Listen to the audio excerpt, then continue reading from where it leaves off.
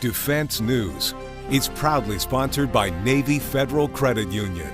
If you're a member of our nation's armed forces, the Department of Defense, or if your family is, we'd be proud to serve you too. In this episode of Defense News Weekly, we take a look at whether the U.S. is losing an edge in unconventional warfare and find out about a large-scale rollout of suppressors to Marines. We also learn about a major milestone in the Navy's missile capability and what it means for strategic defense, and hear about a newly inked deal for an aerial jamming platform. Finally, we'll check out how the MREs you eat in the field are made and get an inside look at the test kitchen where they're cooked up. With the latest news and analysis from the Pentagon to the platoon, this is Defense News Weekly.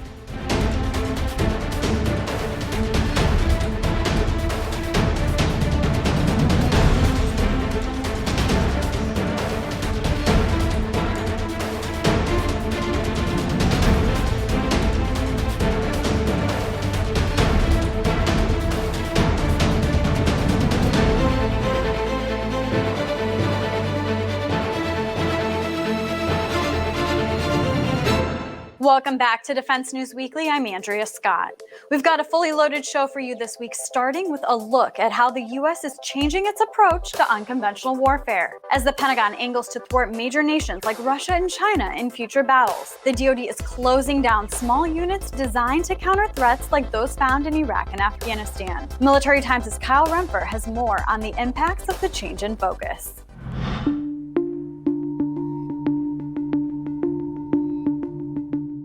So during the global war on terror, the Pentagon started to lean really heavily on these small, innovative group of teams that essentially got around the red tape at the Pentagon and got around the normal bureaucratic structures in order to develop new tactics, hone new doctrine, or acquire new technology.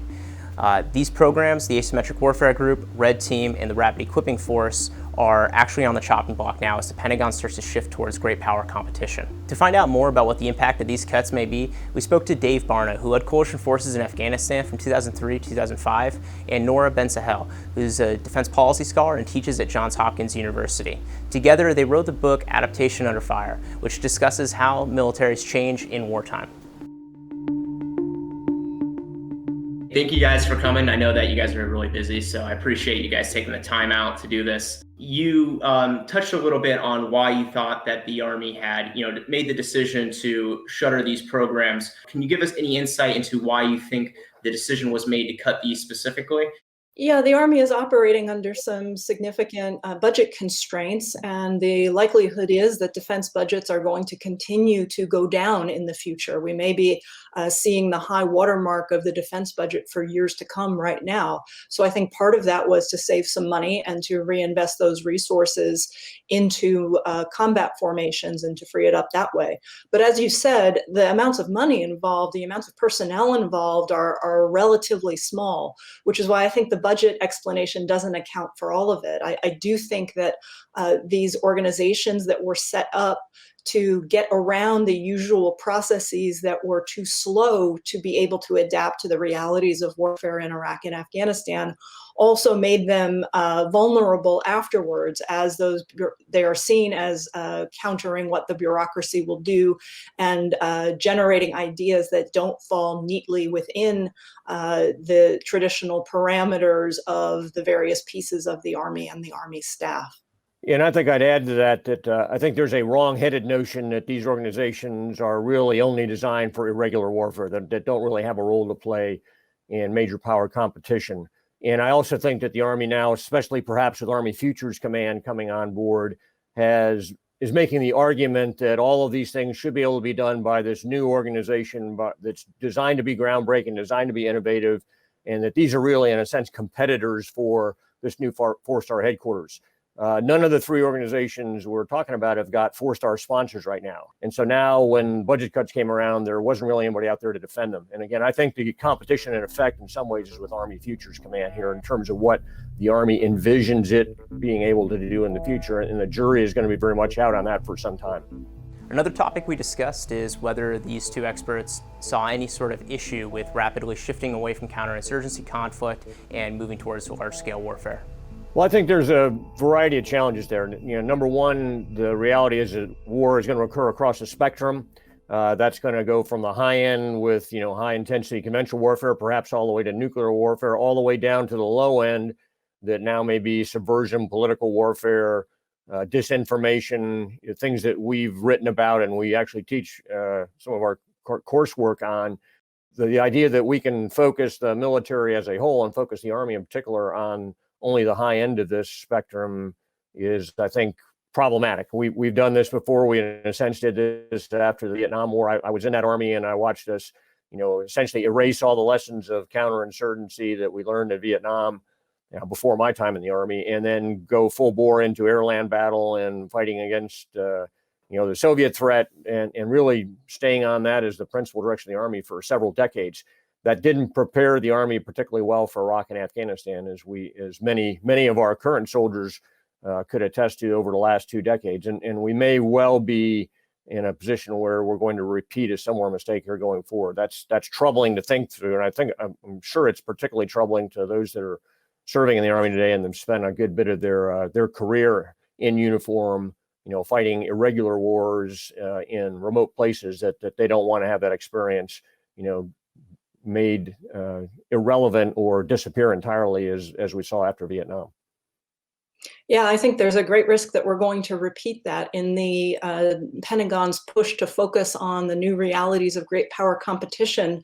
I think in the Pentagon that has too often been interpreted as focusing on great power conflict.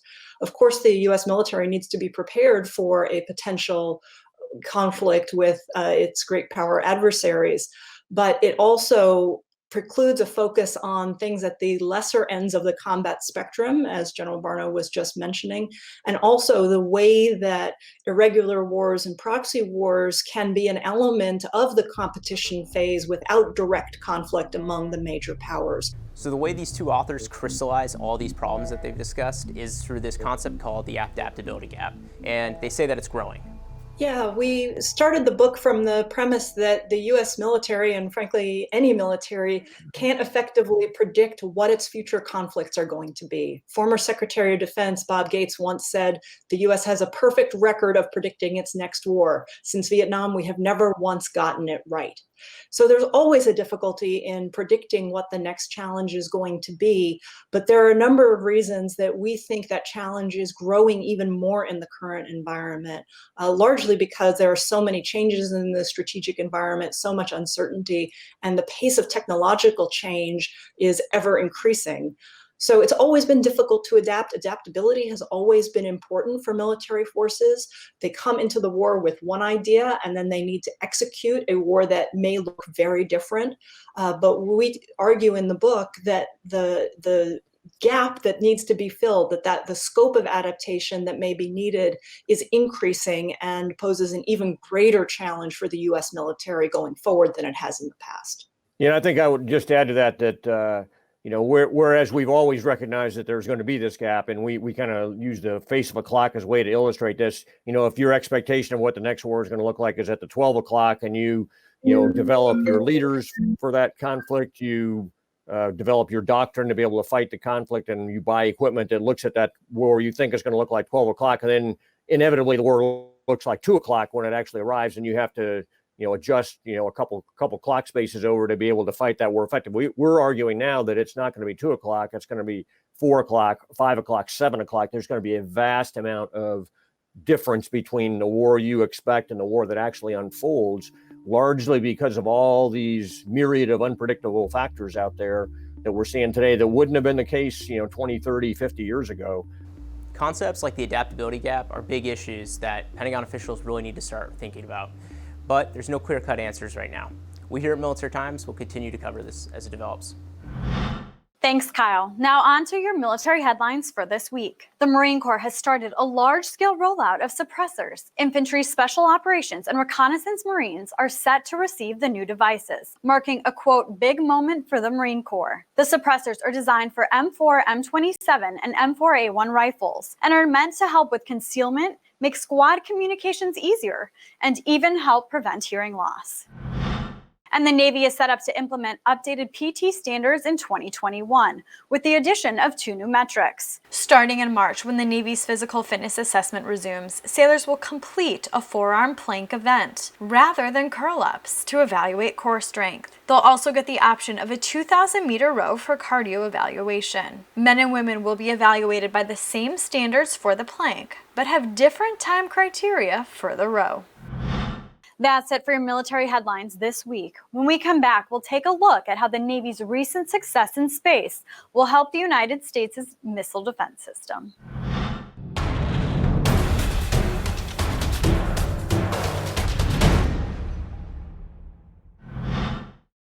In this week's Actionable Intelligence, the Navy hit a major milestone and hit it in outer space when one of its ships shot down an intercontinental ballistic missile in a test.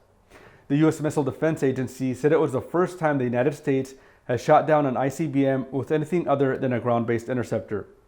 I recently spoke with Defense News Naval Warfare reporter David Larder about why the feat was so important. David, this test wasn't a simulation. It was an actual metal-on-metal engagement. Can you tell us a little bit about this test? You're hitting a missile that goes many, many times faster than hypersonic speeds in space with an SM-3 Block 2A. And yeah, so it is a pretty incredible achievement, and it's something that the Navy has long thought was possible, but has never before demonstrated. And David, this comes at the right time. North Korea had quite a big missile to unveil, just a month before this test? It is a very large missile. They have an annual parade of new military technologies and, well, existing military technologies. As you know, it's a big jingoistic carnival that they throw. And it is bigger. I'm not sure, and analysts are unsure if it's gives them any extra range.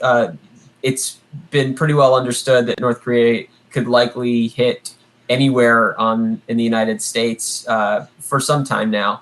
It is also unclear if it actually works or if it's vaporware, or in other words, just something that looks like it could be a bigger, newer missile, but is just intended to send a strategic message.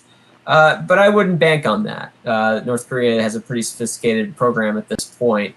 It is also something that the administration will need to take special note of, partly because they were under the impression that North Korea was in some ways at least not curtailing their missile program, but at least slowing it down, and they certainly haven't been running as many tests as they were, and as provocative tests as they were when the Trump administration came in and began this sort of process of engagement with North Korea. And so North Korea could have a missile that could potentially reach the East Coast, and the Navy adds an added layer of defense in the Pacific. It does, Daniel, but I will say that it is unclear if the Navy wants that mission. Partly, it's going to have to be a process of defining what the nation wants from the Navy. It's got a lot of jobs as it is. It's been struggling with maintaining all the tasking it has in the Pacific. We'll remember in 2017 there were those accidents that tragically cost the lives of 17 sailors. And one of the takeaways was just that the fleet out there was overworked. They've been trying to tamp down a little bit on the demand signal that the Navy's been fulfilling. So if you add another ballistic missile defense mission, this time for the homeland, the Navy would probably resist that unless there were resources for it that followed. David, this was a big deal because it's a first for the Navy to shoot something down from the sea. We've certainly done it from the land before. Is the Navy locked, cocked, and ready to go on this one? Right. So I think there's probably going to need to be more testing in terms of levels of complexity. This was one missile shot down by another missile. And again, I want to reiterate, I mean, this is generations of rocket science and physics that went into something this complicated. Hitting a missile that goes this fast with another missile is undeniably stunning in terms of a scientific achievement. But it isn't what an actual engagement would look like, or at least that's what analysts tend to think. It would probably be multiple missiles. You're probably also looking at feints or decoy missiles to try and confuse our missile defense architecture.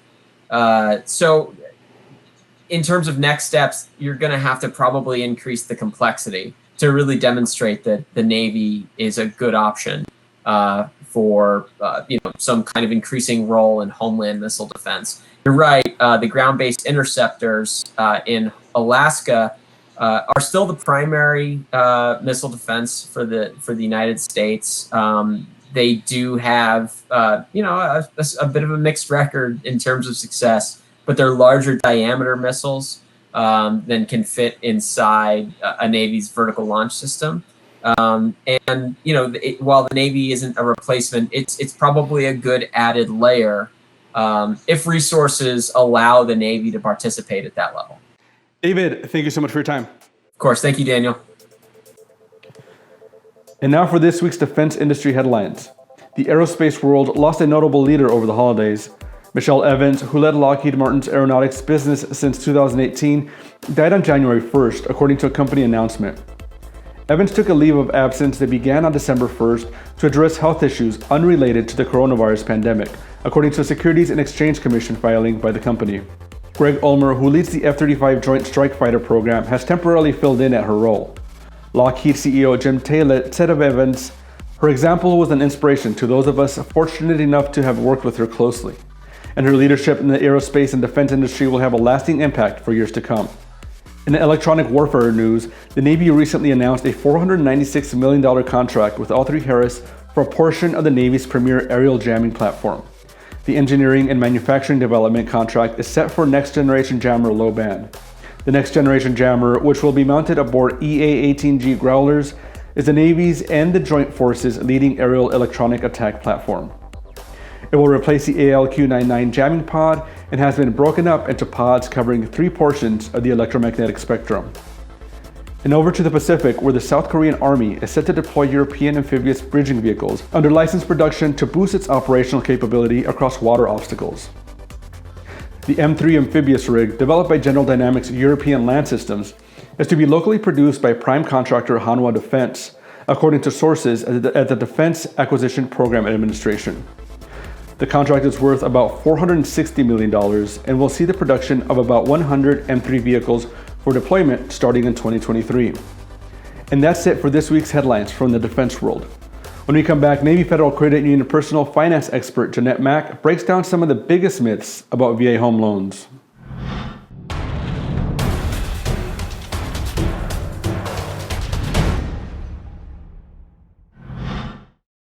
Welcome back. On this edition of Money Minute, Navy Federal Credit Union personal finance expert Jeanette Mack takes a look at some of the biggest misconceptions around VA home loans. It's true the VA home loan guarantee is not available to all homebuyers, although there are some myths floating around that sometimes discourage service members from applying for one. The first myth is that you need perfect credit. The reality is the VA guarantee allows lenders to be a little more flexible in their lending. The second myth is that you can only use the VA loan one time for one home. Actually, the VA loan benefit is available to you for life, on one home at a time. The third biggest myth is VA loans take too long to close. But if you work with a lender and real estate agent that are experienced in VA loans, there's no reason for buyer or seller to worry about delays in closing.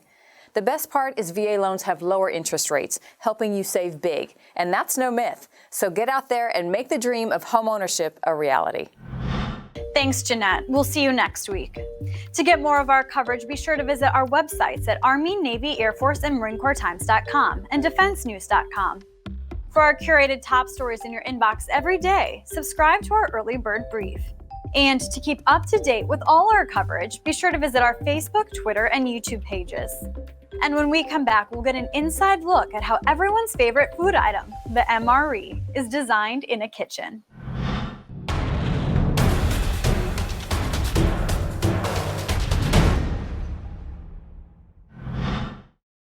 Welcome back. Love them or hate them, MREs are a storied part of the military experience. The pizza, the chili mac, the desserts. But at some point, many troops have ripped open that brown pouch and thought, who came up with this? Well, we found out who, and we went to the place where they came up with it. Military Times' Sarah Sicard looks into the process of how MRE menu items are created in the first of a two-part series, How the MRE is Born.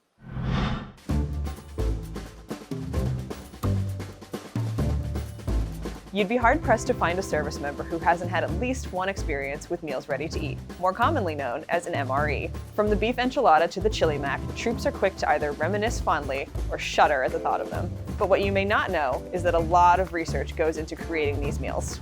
An MRE has a tough job. It has to sustain a service member in the field for a full day while staying lightweight, being non-perishable, and tasting like actual food, or troops won't get the calories they need in order to be mission ready. Military Times took a long look at how these meals are made and refined, from taste testing in the kitchen to understanding how every item offers nutritional values. It's how an MRE is born, and for the first part in this series, we talked to one of the experts who designs MREs in the Army's test kitchen in Natick, Massachusetts, to see how the ingredients are cooked up. Ever wonder where the food in your MRE comes from? Let's take a look. Today, I'm joined by Lauren Alexic, who is the team leader for food engineering with the Combat Capabilities Development Command Soldier Center. Hi, Lauren, welcome. Hi, thank you. So today I want to talk a little bit about the test kitchen. Do you think you could start off by just telling me a little bit about your background? You know, what does a food engineer do for the average soldier? Well, I am a food scientist and a food technologist, and I work in the Combat Feeding Division. And our job there is to nourish and sustain warfighters by conducting research and development on military combat rations and field food service equipment. So I'm sure many of your viewers are familiar with the Meal Ready to Eat, or the MRE, but I work with a team of scientists and engineers to develop rations such as the MRE, and also group rations and other special purpose or assault type rations.